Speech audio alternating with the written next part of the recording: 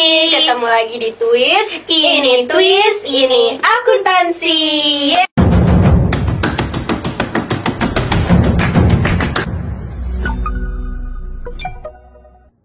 Nah, ini kan kita udah masuk di episode 3 ya. Di episode 3 tuh banyak banget perbedaan dibanding dengan episode 1 sama episode 2. Apa tuh, Nak? Salah satunya ini nih yang kalian lihat pertama kali. Ada dua orang yang beda dibanding di episode 1 sama episode 2. Bener banget. Kalau sebelumnya kan ada Kak Suci dan Kak Risa. Iya. Kalau di episode 3 kali ini ada Kak Rizda dan juga Kak Hana. Yeay. Oke. Nah, untuk tema episode 3 kali ini kita bakal membahas tentang perbedaan offline sama online. Karena kan kita udah mau memasuki dunia perkuliahan ya. Jadi kayak mungkin maba ya. Ataupun kita nih angkatan 2021 ataupun angkatan 2020 yang belum pernah ngerasain offline. Jadi kayak ya biasa untuk menambah wawasan, untuk bisa tahu beberapa tips sebelum masuk. Apalagi ya, gue start kali ini tuh kayaknya bakal ngasih sharing-sharing pengalaman yang bermanfaat banget nih. Iya, dan juga sebelumnya di episode 1 sama episode 2 kita ngambil gesternya tuh mahasiswa akuntansi sendiri. Bener. Nah, untuk episode 3 kali ini kira-kira siapa sih? Boleh deh kasih clue kali. Nah, di gue start di episode 3 kali ini adalah salah satu dosen akuntansi di FEUN Janina. Kira-kira Hana tahu nggak nih? Udah bisa nebak belum ya? Iya, udah dong. Oke, mungkin langsung aja kita sapa gestar kita pada episode 3 kali ini. Halo Sobat Akuntansi, jadi sekarang kita udah sama gestar kita pada Twist episode 3 kali ini. Oke, selamat pagi Bu Hera. Boleh nih Ibu kenalan dulu sama Sobat Akuntansi yang lagi nonton. Oke, halo, assalamualaikum warahmatullahi wabarakatuh. Perkenalkan saya Hera Herunisa, kalian bisa panggil saya Ibu Hera. Saya dari program studi D4 Akuntansi Sektor Publik. Salam kenal. Halo. Ya Bu, gimana Bu kabarnya akhir-akhir ini? Lagi sibuk apa juga Bu? Boleh dong di-sharing dulu. Ya sip. Kabar saya alhamdulillah baik. Gimana nih kabar kalian? Alhamdulillah kalau saya sendiri baik ya Bu. Gimana nih kalau Rida? Alhamdulillah kalau aku sendiri juga baik. Jadi untuk Twist episode 3 kali ini kita akan ngebahas tentang perbandingan kuliah offline dan online. Karena kebetulan kita akan memasuki dunia perkuliahan nih Bu. Nah, jadi kan untuk sharing-sharing juga untuk maba akuntansi 2022 sama angkatan kita yang karena kebetulan belum pernah nih ngerasain offline gimana. Jadi kita bakal ngebahas tentang perbandingan kuliah online dan offline menurut sudut pandang Ibu. Nah, sebelum kita masuk ke topik inti kita, menurut Ibu untuk sistem pembelajaran SMA dan perkuliahan itu bedanya gimana sih, Bu? Oh, oke. Jadi ini sebetulnya podcastnya untuk menyambut adik-adik juga ya. Untuk maba akuntansi. Kalau untuk bedanya gitu ya, waktu SMA sama kuliah saya inget-inget dulu nih kayaknya agak-agak lama. Iya, boleh beda Bu, sama kalian gitu ya. Beda masanya ya Bu. Ya pastinya sih kalau misalkan SMA gitu ya kan kita dibimbingin sama guru ya. Kalau sama guru itu seingat saya sih betul-betul diajarin ya, bukan berarti nanti di kuliah nggak diajarin, akan tetapi di kuliah itu tuh tanggung jawab kalian akan bertumpu ya, belajar pada tumpuan diri kalian sendiri itu lebih besar gitu, atau kita kenal dengan student center learning gitu. Jadi di mana pusatnya itu tumpuannya itu adalah kalian sendiri seperti itu, walaupun memang di SMA sudah ya itu ya sudah student center learning juga kan, tetapi untuk kuliah kalian diminta untuk lebih mandiri seperti itu sih bedanya. Kalau hal lain saya rasa nggak jauh berbeda ya, artinya misalkan kalau kalian di SMA nih teman-teman maba, nanti kalian ada mata pelajaran ya. Nah di sini kalian ada mata kuliah, di mana di mata pelajaran atau di mata kuliah kalian juga ada tagihan-tagihan berupa tugas. Terus kemudian mata kuliah tersebut kalau di kuliahan tuh dievaluasi, sama saja sih seperti itu. Oh iya, sama bedanya lagi itu kalau di kuliah nanti teman-teman atau mungkin kakak-kakak presenter juga ini ya banyak mendapati penugasan-penugasan kelompok ya, atau berbasis kasus sama berbasis proyek yang dinamakan case based learning sama project based learning. Jadi memang itu dia merupakan implementasi atau bukti dari kalian tuh sebagai tumpuannya, sebagai pusatnya student center learning gitu sih, sedikit beda dari SMA sama kuliah menurut saya. Oke, kan udah dijelasin nih sama Bu Hera tentang perbedaan sistem pembelajaran di SMA dan juga di perkuliahan. Nah, pernah nggak sih Ibu nih ngalamin culture shock saat pertama kali terjun di perkuliahan gitu, saat menjadi mahasiswa baru juga waktu itu? Oh, waktu dulu berarti ya. Iya, zaman dulu tuh Zaman dulu bedanya dengan zaman banget. sekarang kan beda ya. Kalau waktu dulu sih karena ya jadi saya tuh SMA saya, domisili saya kan memang di Jakarta ya, bersama orang tua. Kemudian saya S1 saya di Bandung. Teman-teman saya ambil di akuntansi Universitas Pajajaran. Nah, itu udah pasti ya. Jadi kan kita harus tinggal terpisah nih sama orang tua.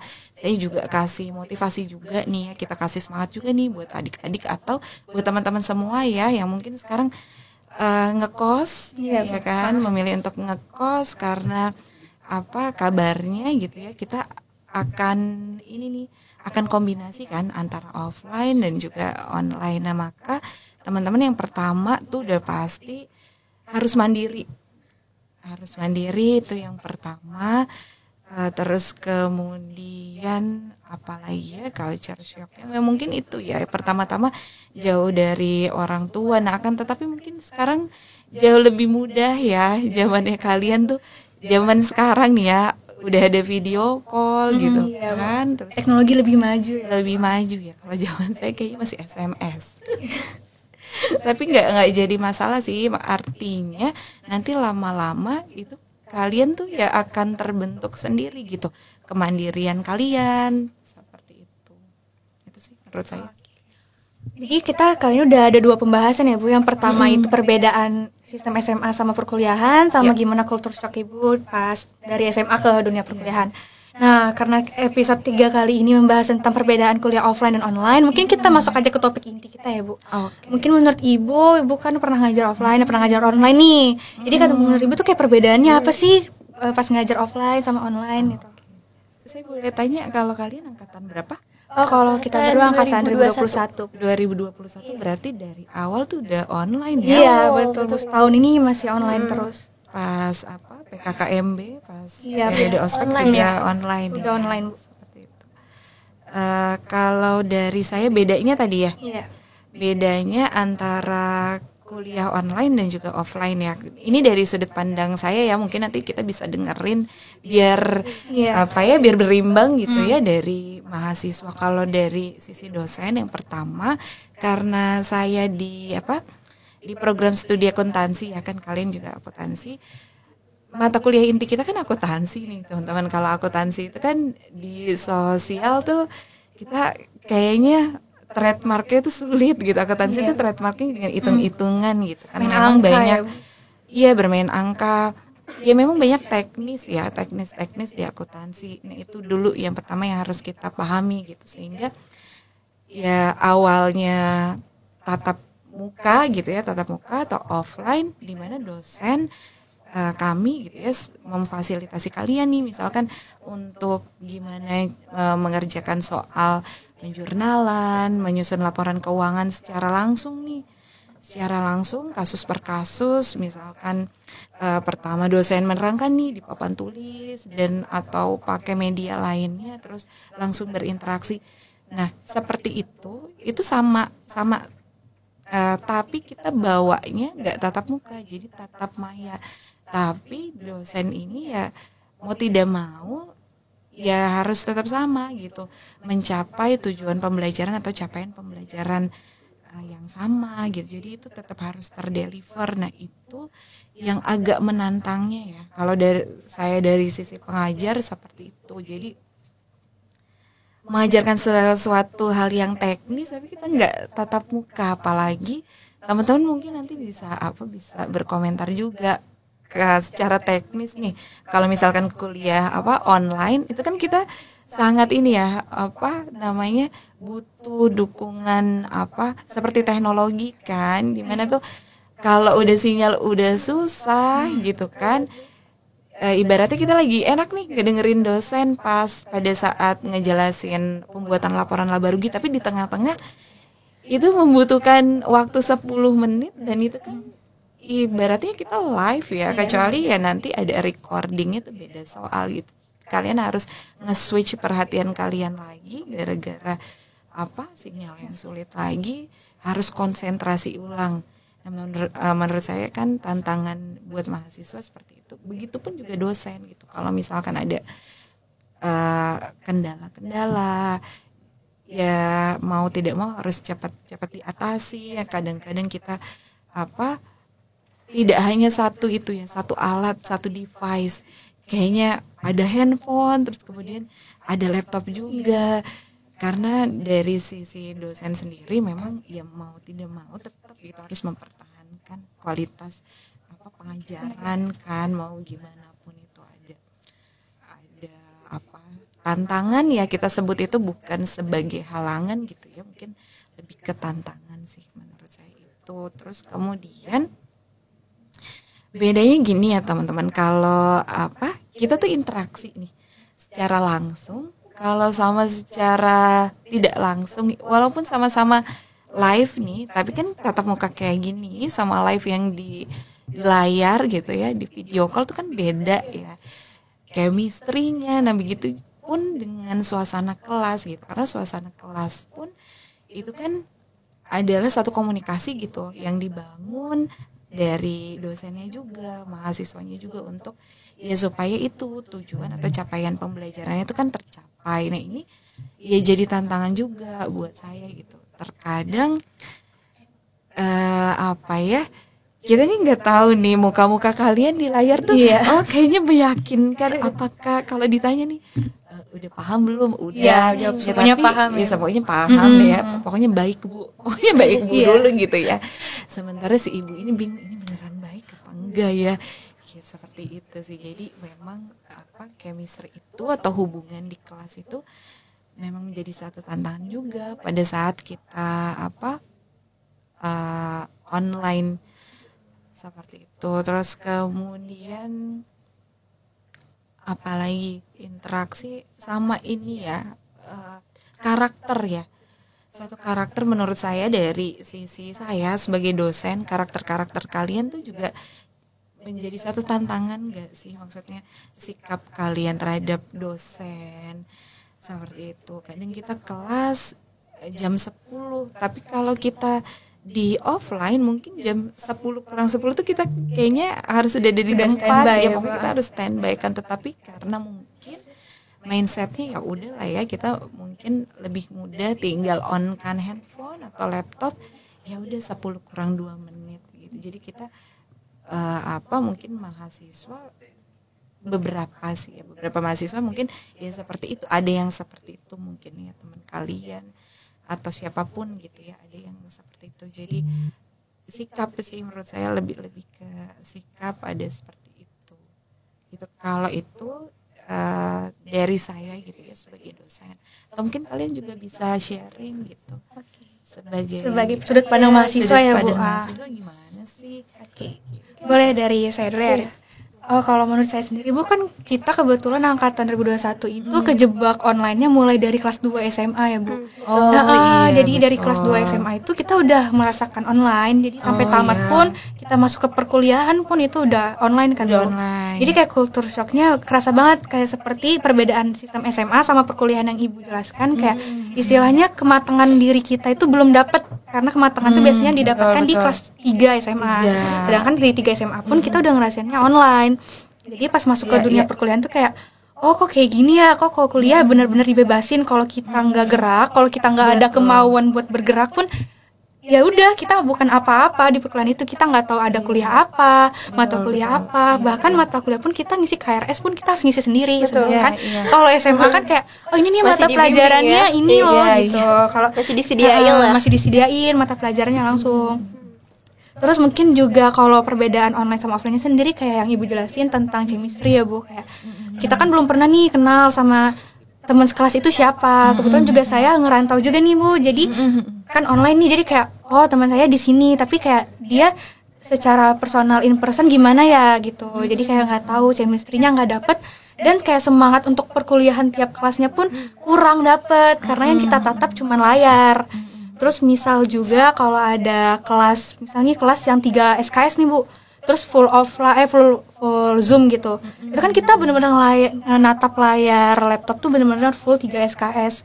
Yang makin lama, makin berjam-jam itu semangat kita dalam memahami materi tuh kayak makin berkurang. Jadi itu sih Bu. Iya, cuma dengerin materi. Mau berinteraksi juga susah.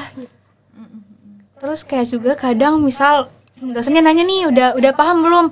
Ini kita udah kurang paham, tapi karena semuanya jawab paham, jadi kita mau nanya itu kayak takut kayak timbul untuk timbul, takut untuk nyela waktu, karena ngerasa kayak ntar yang siswa yang lain udah ngerasa capek banget di depan layar gitu. Jadi mungkin itu sih Bu, kayak kultur shock masuk ke kuliahannya sama kurangnya semangat selama kuliah di daring. Kalau mungkin kalau Rifda gimana? Kalau dari aku sih kurang lebih sama kayak Hana. Kayak waktu aku kan dari SMK ya Bu, itu tuh masih disediain materi ini ya, ambil ini ya gitu. Nanti kalau udah naik ini ya gitu. Cuma di kuliahan kayak lebih mandiri, benar kata Ibu tadi, lebih mandiri. Terus yang tadi Ibu bilang soal jaringan, kebetulan kan kalau lagi daring gitu, jaringan aku suka bermasalah gitu ya Bu. Jadi tuh kadang suka kepotong, dosen lagi ngejelasin ini, tiba-tiba udah kadang tuh hampir 20 menit Bu ngabisin waktu buat gituin jaringan. Buat reconnectingnya ya? Iya, betul, benar. kurang lebih sih kayak gitu. Oke, mungkin karena tadi udah dijelasin nih sama Bu Hera tentang perbandingan antara online dan offline, mungkin ada nggak sih Bu menurut Ibu dampak positif dan negatif dari kuliah secara daring maupun secara luring? Mungkin sebelum ke pertanyaan tadi ya, saya mau nanggepin dulu boleh? Oh, ya, boleh. Oke. Dari Rifda dan siapa tadi? Hana Bu. Oh, Hana, bisa Rifda. Iya. Mungkin yang pertama adalah keengganan gitu, bukan keengganan ya, lebih sungkan gitu ya untuk bertanya seperti itu ya. Kalau dari saya sudut pandang sebagai dosen sih sebetulnya gini ya teman-teman, kalau membangun satu hubungan ya, teman-teman ini udah punya pacar belum? Oh belum. Masih jomblo atau enggak ya, langsung nikah mungkin ya.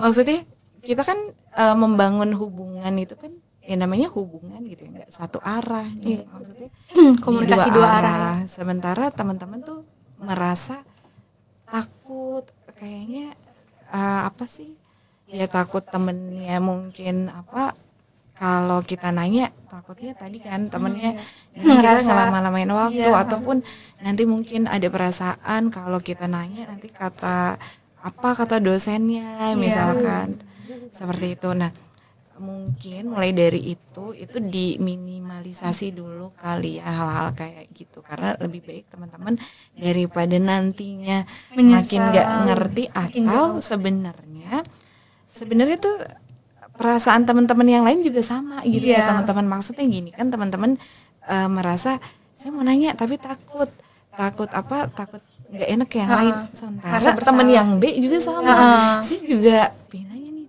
tapi takut nggak enak, padahal kamu pun ngerasa sebenarnya kalau demikian dia nanya pun saya nggak apa-apa, dia juga kayak jadi gitu. ngebuka Nah lama-lama semua tuh sama gitu karena pemikiran sendiri yang seperti itu kan ya. Mungkin menurut saya itu mulai di itu aja kali ya, mulai di minimalisasi seperti itu ya.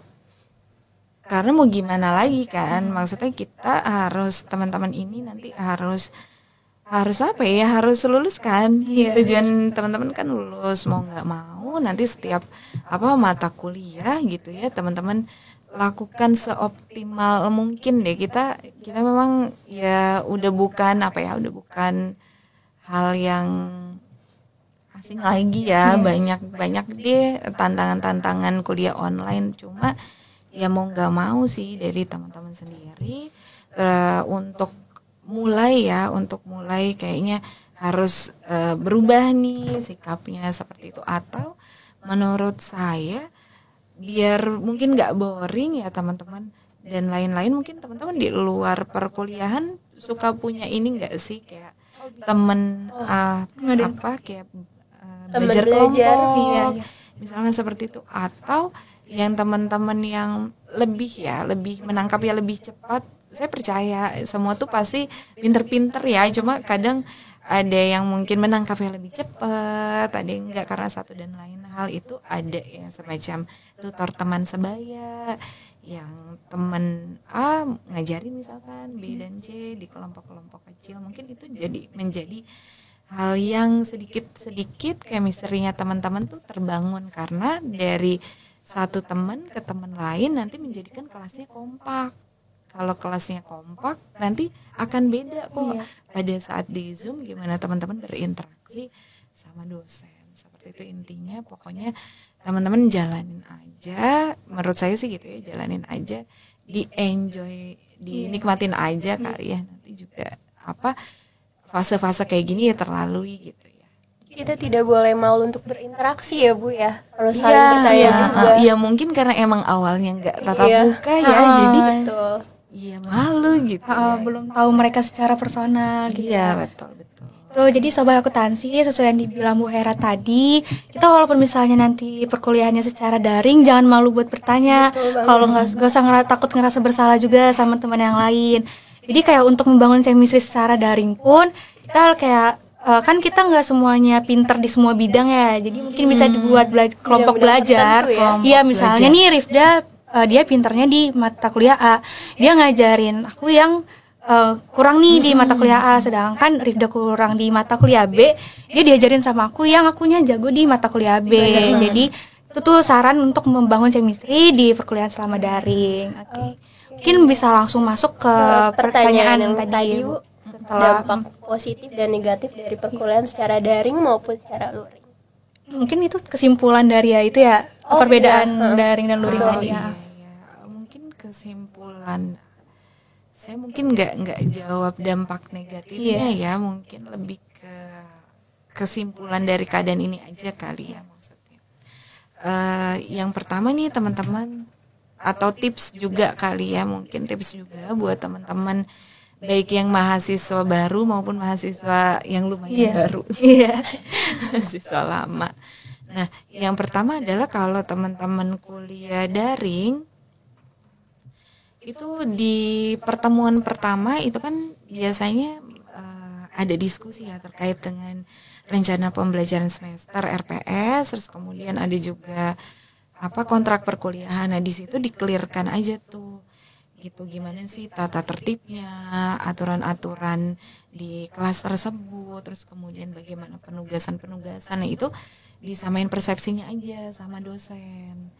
Seperti itu, karena nanti biasanya di awal atau di pertemuan pertama dosen akan menjelaskan rencana pembelajaran dalam satu semester kayak gitu teman-teman. Terus kemudian buku apa saja yang dipakai, mungkin sumber-sumber belajar yang praktis kan teman-teman bisa diskusi juga kan, apakah ada akses digital, buku digital dan lain sebagainya. Itu di pertama. Terus kemudian yang kedua tadi kan disinggung tentang kemandirian ya.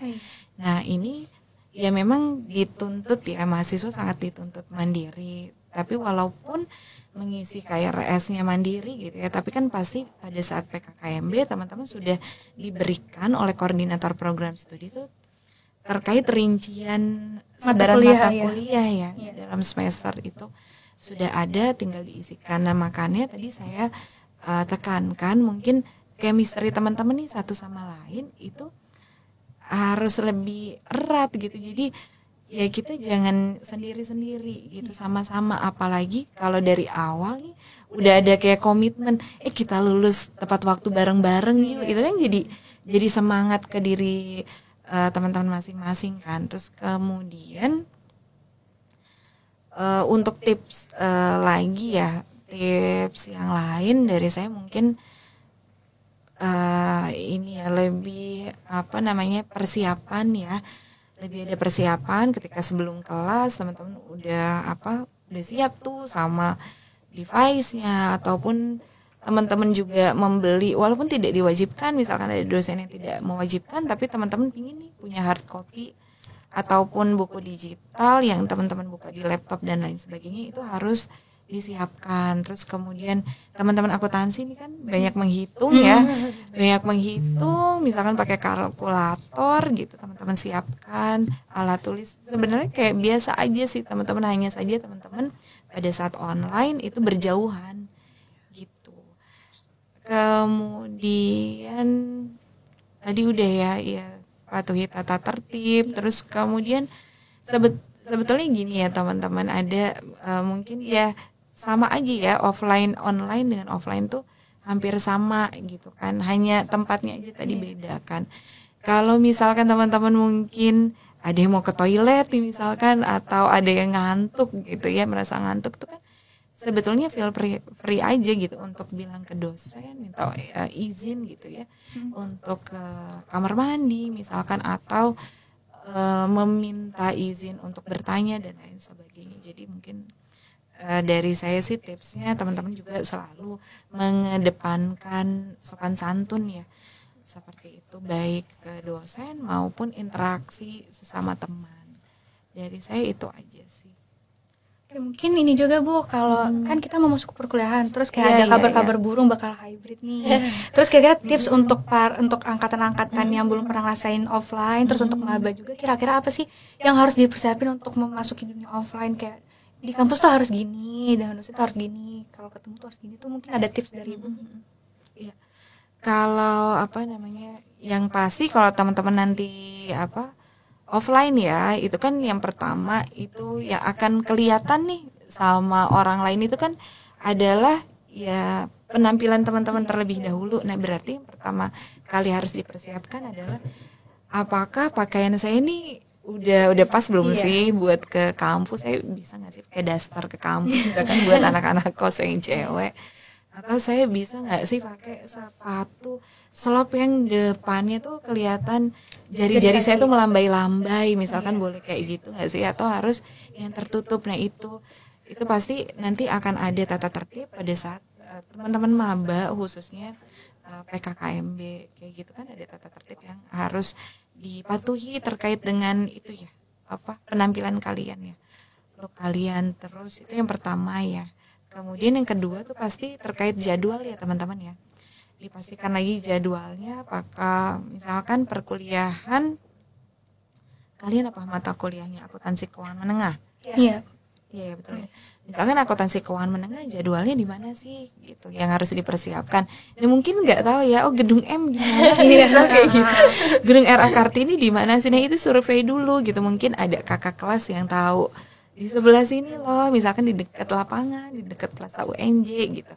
Nah itu yang kedua tadi. Pertama kesiapan itu ya, penampilan fisik, terus kemudian Survei tempat, terus kemudian kalian ada aturan tidak ya terkait dengan misalkan vaksinasi ya atau booster gitu ya, itu mungkin kalian udah mulai itu, kalian udah lengkap vaksinasi? Alhamdulillah sudah ya. Nah itu juga mungkin harus diperhatikan juga, sama selain vaksinasi ya kondisi kesehatan kalian sendiri gitu. Jangan sampai ini pas banget jadwalnya nih misalkan offline nih, sudah dibagi oleh admin fakultas atau prodi nih udah harus offline, akan tetapi kaliannya sakit gitu kan. Kalau sakit sekarang harus waspada ya karena pandemi ini gitu. Jangan dipaksakan, menurut saya komunikasikan aja ke penanggung jawab kelas terkait sakitnya kalian, dan jangan juga sakitnya diadain ya. Gitu. Terus kemudian ya ini kalian ya, kalian juga harus menyiapkan alat-alat buat kalian belajar. Misalkan kalian ada buku catatan, terus kemudian kalau mata kuliahnya menghitung, kalkulatornya kan biasa tidak diperkenankan pakai handphone ya, apalagi pada saat ujian. Kalkulator biasa, terus kemudian ya buku-buku teks ya, tapi ada beberapa dosen juga yang nggak masalah kok pakai memang buku digital. Jadi itu ya beberapa tips. Iya, di persiapannya itu aja kalau kalian mau matang ya Bu. Iya betul. Berarti kalau diambil kesimpulan itu tips pertama itu penampilan tuh kayak pakaian, terus yang kedua survei tempat biar nggak kesasar ataupun ngabisin waktu buat nyari gedung ya. Terus yang ketiga jangan lupa lengkapi vaksinasi untuk persiapan offline, sama yang terakhir perlengkapan untuk perkuliahan. Oke. Makasih Bu, mungkin ya gitu ya. Ibu sendiri mungkin terakhir banget tapi nggak terakhir banget juga.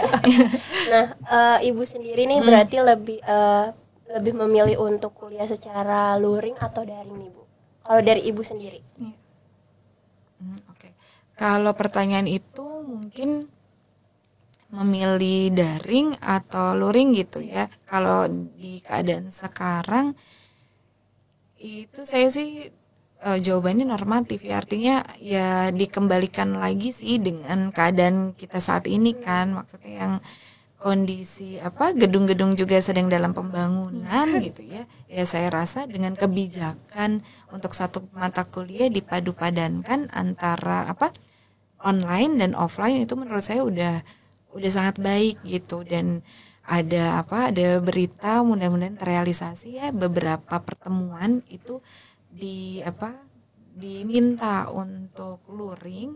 Itu menurut saya sih ya satu kabar baik ya kalau buat saya gitu. Jadi dari dosen juga pingin gitu ketemu mahasiswa, apalagi tadi gitu kalau saya mengajar akuntansi kayak beda ya antara mengajarkan laporan keuangan gitu, kita di layar walaupun kita bisa pakai Excel gitu, dosen biasa pakai Microsoft Excel, tapi sangat berbeda gitu dengan interaksi langsung. Kalau saya sih menyambut baik gitu ya, seneng banget kalau misalkan nanti bisa luring dan ketemu sama mahasiswa saya seperti itu. Jadi ibu untuk kondisi saat ini lebih menyesuaikan. Iya betul. Mungkin ya karena itu topik terakhir tadi, karena kita juga udah banyak nih sharing-sharing mulai dari pengalaman ibu dari SMA ke kuliah ya. Terus kita juga sharing ya gimana dari sisi kita terkait kita selama daring apa sih gitu kan, apa dari sudut pandang kita. Mungkin kita selesai dari sini ya Bu ya. Mungkin ada closing statement atau ada penutupan dari ibu sendiri untuk twist episode 3 kali ini. Boleh Bu disampaikan? Ya, untuk teman-teman yang lagi nonton twist episode 3 ya. Iya Bu. Twist episode 3 jangan ketinggalan twist episode yang lainnya ya, saya promosiin. Nah, terus kemudian untuk teman-teman juga yang nanti akan kuliah di semester 117 gitu, selamat menempuh perkuliahan 117 dengan tentunya semangat yang lebih baru ya teman-teman, semangat yang lebih. Terus kemudian pesan saya sih selalu jaga kesehatan teman-teman. Terus kalau ada mungkin yang mengganjal dalam arti kata, ada yang mata kuliah ya yang teman-teman tidak bisa gitu ya, itu kan bisa diskusi ya sama teman-teman ataupun bisa konsultasi dengan dosennya secara langsung, ataupun teman-teman kan ada kakak-kakak BM, dan di akuntansi sendiri kan ada lab akuntansi dan perpajakan ya teman-teman, yang di situ juga teman-teman bisa menggunakan itu juga sebagai sarana pembelajaran. Intinya sih dari saya semangat terus ya teman-teman, mudah-mudahan teman-teman yang mahasiswa yang sudah menempuh nantinya bisa lulus tepat waktu, amin. Bisa menjadi apa yang dicita-citakan ya, mau jadi auditor atau mau menjadi akuntan, auditor internal dan lain-lain, misalkan itu bisa tercapai. Dan juga buat mahasiswa baru, selamat, mudah-mudahan di UNJ ini perjalanan akademik kalian menyenangkan dan apa yang udah dicita-citakan terwujud. Dan ingat ya bahwa ya yang namanya mencapai tujuan itu kan prosesnya banyak ya teman-teman ya, kita nggak selalu jalannya lurus, akan tetapi gimana teman-teman selalu meyakinkan diri bahwa kita tuh harus menyelesaikan apa yang udah kita mulai, seperti itu. Mungkin closing statement dari saya. Oke.